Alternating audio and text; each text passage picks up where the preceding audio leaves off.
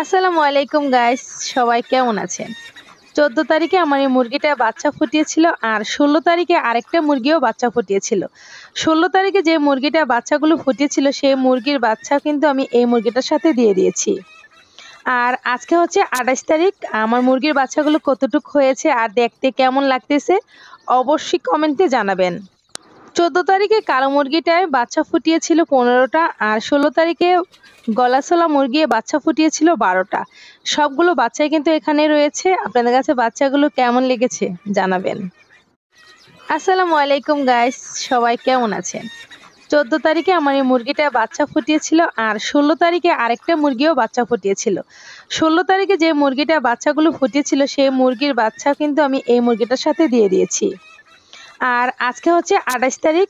আমার মুরগির বাচ্চাগুলো কতটুক হয়েছে আর দেখতে কেমন লাগতেছে অবশ্যই কমেন্টে জানাবেন। 14 তারিখে কালো মুরগিটায় বাচ্চা ফুটিয়েছিল 15টা আর 16 তারিখে গলাছোলা মুরগি বাচ্চা ফুটিয়েছিল 12টা। সবগুলো বাচ্চাই কিন্তু এখানে রয়েছে। আপনাদের কাছে বাচ্চাগুলো কেমন লেগেছে জানাবেন।